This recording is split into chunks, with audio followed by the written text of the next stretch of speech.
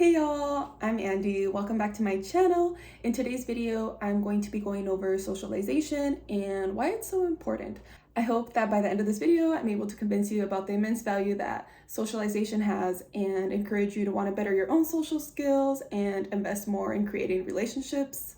Let us not forget that as humans, we're hardwired to be social and naturally we want to connect with others. Communicating with people in today's world has never been easier. With the click of a button, you can be connected to somebody across the world, which is pretty fascinating. It's just amazing to me how technology has facilitated our ability to do this. In particular, I'm very thankful for social media because it's allowed me to stay in contact with my family overseas, and it's allowed me to connect with others who I otherwise would have never met if it wasn't for the platform. Though I am immensely grateful for all the connections that my phone allows me to keep, it's not meant to entirely replace in-person communication. 9 times out of 10, conversations in person are not only more valuable, but they're also more enjoyable.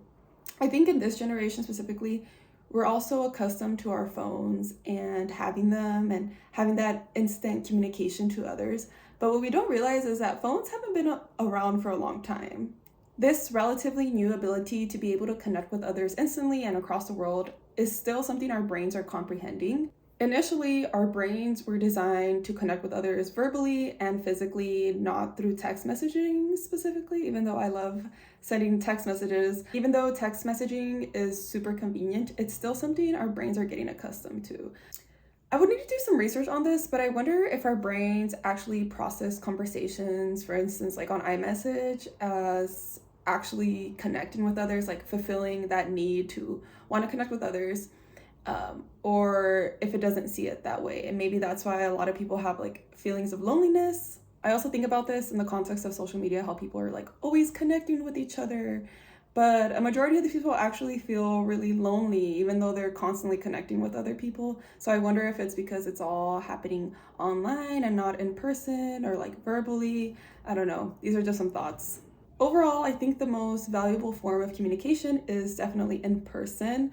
I know it's not always possible, our relatives sometimes live far or our significant others live far away. But when we do have the opportunity to talk to somebody in person as opposed to on our phones, I think we should definitely do it.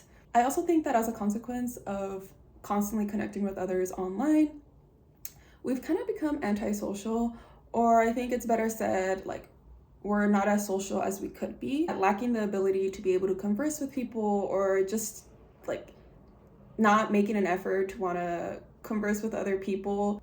It could mean you're possibly missing out on meeting some really cool people, and these people could potentially be a really great friend, a romantic interest, or somebody who can help you out with your career. I know that talking to people out of the blue is definitely not easy. I'm also aware that some people just don't want to talk to other people, and a lot of people don't want to be talked to.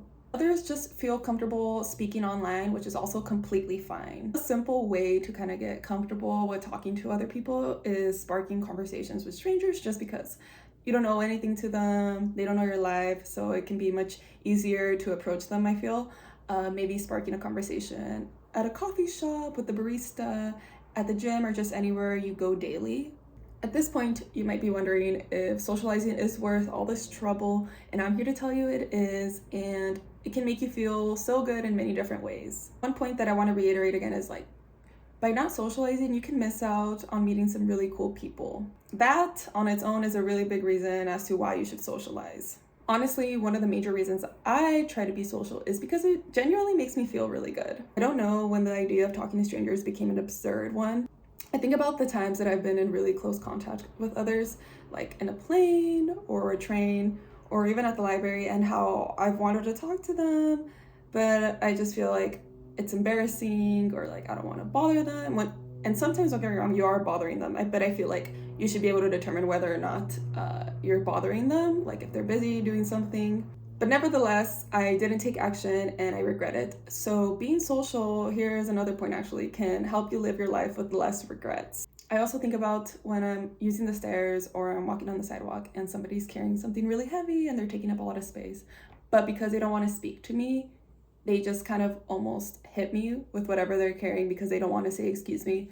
And don't get me wrong, in a lot of cases, people just don't have manners. But I think these people are just kind of shy to even say excuse me. And it's just interesting to me because I feel like we should all feel pretty comfortable speaking to one another, especially in little moments like that.